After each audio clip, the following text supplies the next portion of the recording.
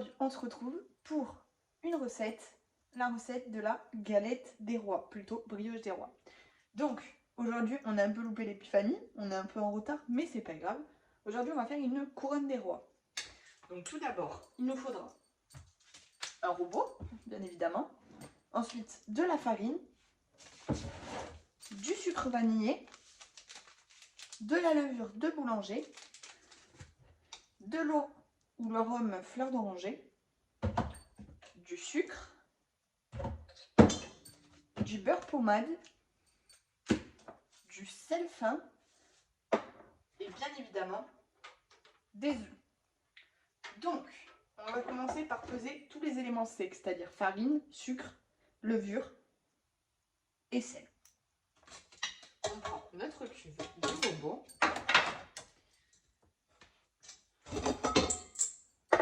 Et on va peser. Donc tout d'abord, il nous faudra 250 g de farine.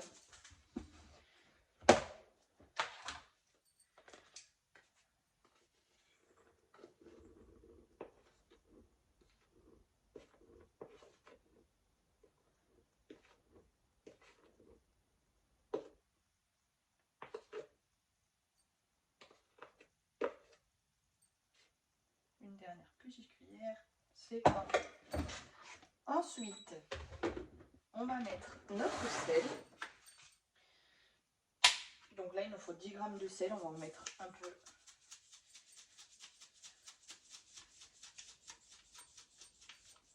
Voilà. Ensuite, on va mettre notre levure boulangère. Il me faut bien évidemment un ciseau.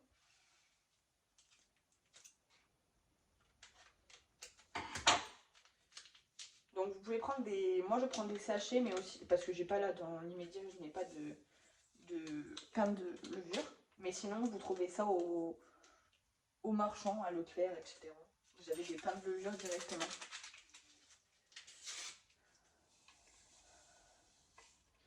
Donc un sachet de levure.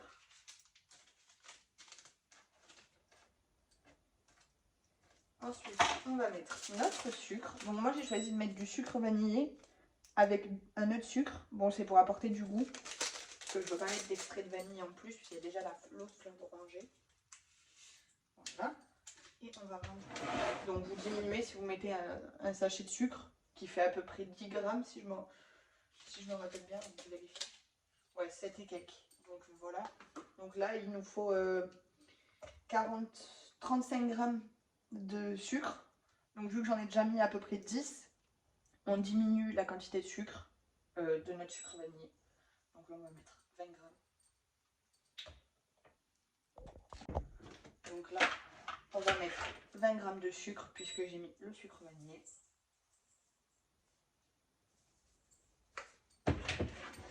Voilà. Et on va pétrir tout ça.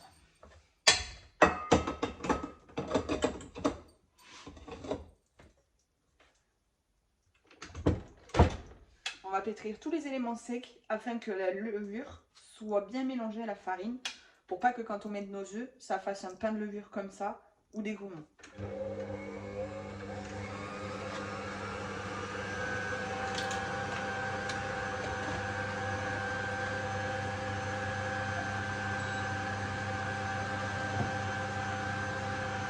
Ensuite, il nous faudra 3 œufs, donc on va les casser pour pouvoir les mettre dans notre cube.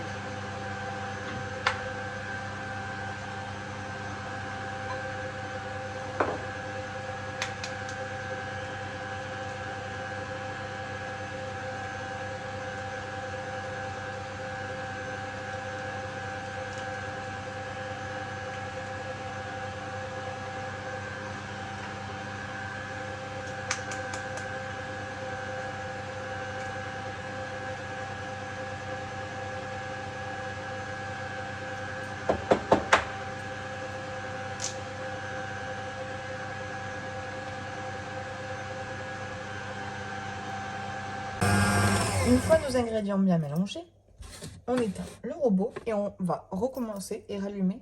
On va rallumer, pardon, et ajouter nos œufs petit à petit.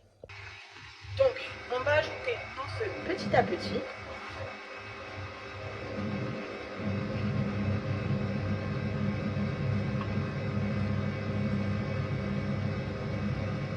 Donc n'allez pas plus d'une vitesse de 3. Donc moi c'est marqué sur le... Pardon. Moi c'est marqué sur celui-là. Mais n'allez pas à une vitesse énorme parce que vous voulez aller vite, ça ne marchera pas. Parce qu'il faut bien que les éléments soient mélangés doucement et correctement.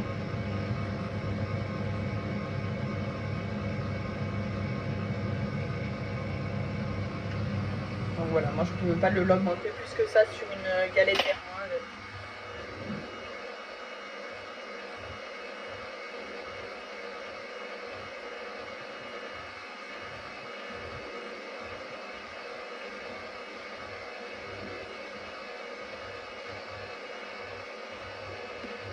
Voilà. Donc tous nos œufs sont ajoutés. Maintenant on va laisser tourner afin qu'une bref, vous m'avez compris. Afin que la pâte devienne homogène, ça sera plus simple. Et dès que la pâte est homogène, on ajoutera un peu d'eau de fleur d'oranger et on la laissera tourner afin qu'elle soit bien lisse, sans grumeaux et tout propre. Une fois que notre pâte est comme ceci, on va diminuer la vitesse et ajouter là l'eau de fleur d'oranger. On en ajoute vraiment un tout petit peu avec goût. Faut pas rajouter trop d'eau dans la pâte. Et ensuite on va ajouter notre beurre petit à petit. Donc là on va ajouter notre beurre, donc coupé en petits morceaux. On va mettre 4 carrés par 4 petits carrés. On va augmenter un tout petit peu la vitesse. Et dès que le beurre qu'on a mis sera bien incorporé, on rajoutera notre.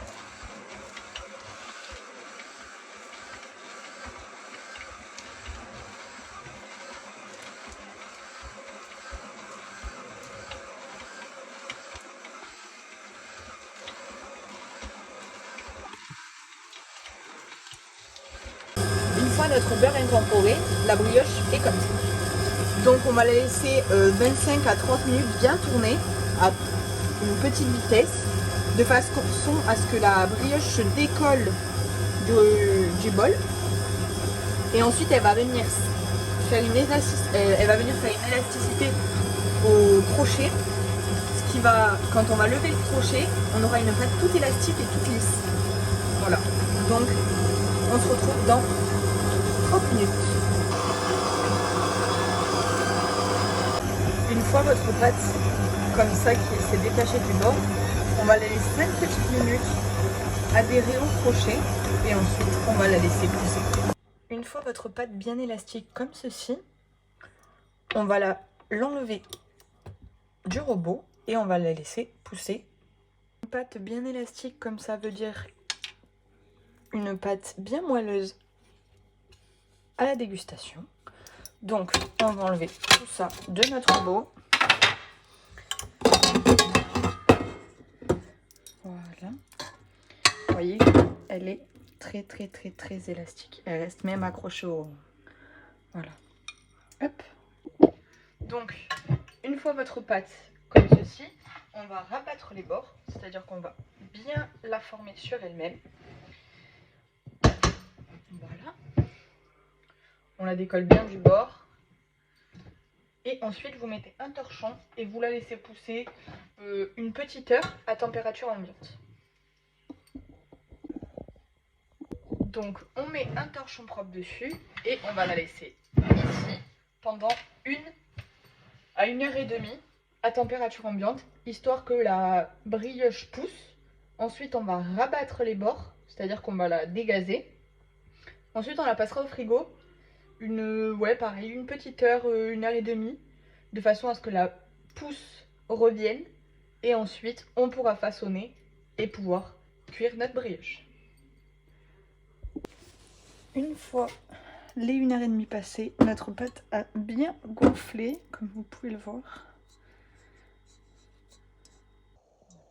Donc maintenant, on va la rabattre, la dégazer et la placer au frigo 1 heure.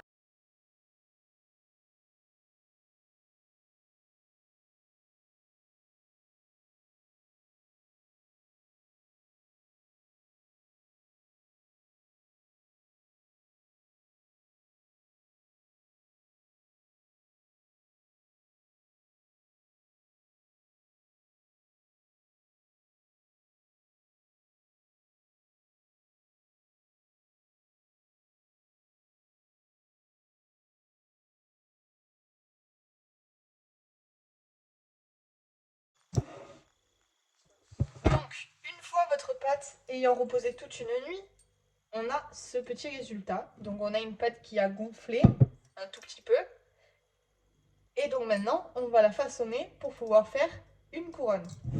Donc, pour cela, il vous faut de la farine. Hop. Donc, de la farine. Ça, voilà. Et on va mettre de la farine sur notre pain de travail. Donc, il n'en faut pas trop. Voilà. Voilà. Ensuite, on prend une corne et on va venir prendre notre pâte. Comme ça. Ensuite, hop. Donc, comme vous pouvez le voir, là on voit bien une pousse qui a été bien faite. On voit une mie toute alvéolée. Voilà. Donc maintenant, on va la façonner.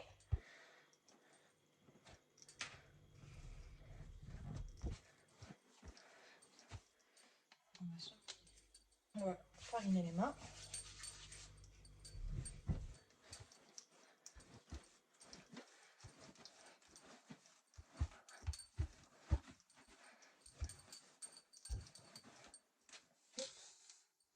Quand on voit que notre plan de travail n'a pas assez de farine, l'excédent qu'on a sur les côtés, on le remet. Et on continue de façonner.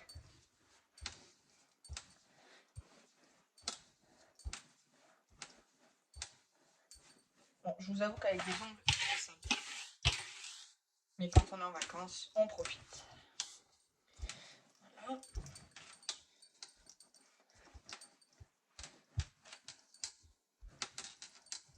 Donc on veut un beau boudin.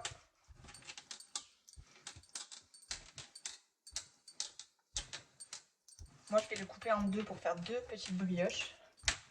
Donc je vais le faire bien loin.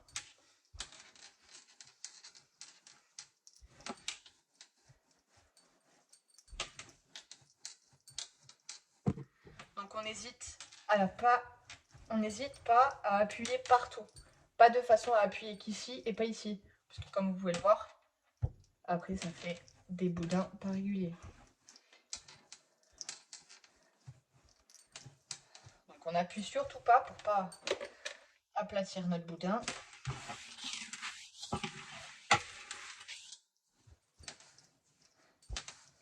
N'hésitez pas à fariner bien comme il faut.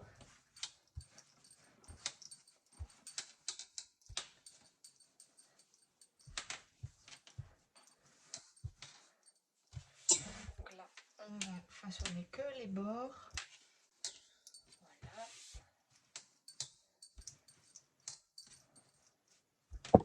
Hop.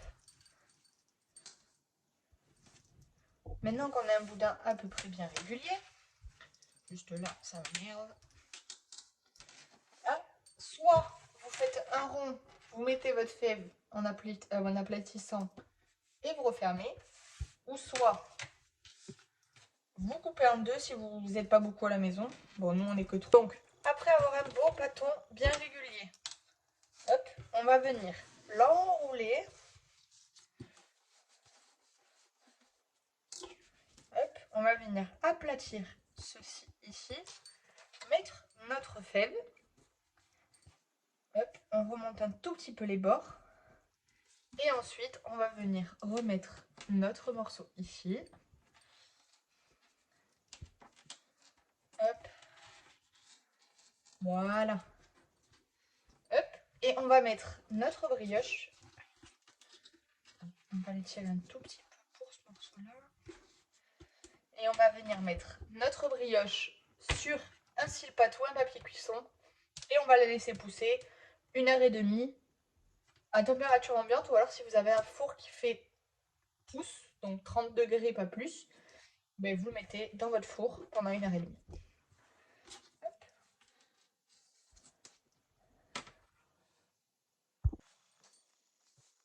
Donc on va mettre notre galette dans notre four.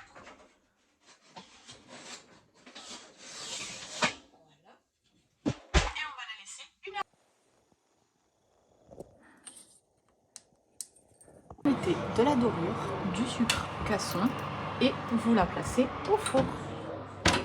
Donc vous la mettez à 180 pendant une trentaine de minutes à 35. Ça dépendra de la grosseur de votre pouce, donc de la grosseur de la brioche.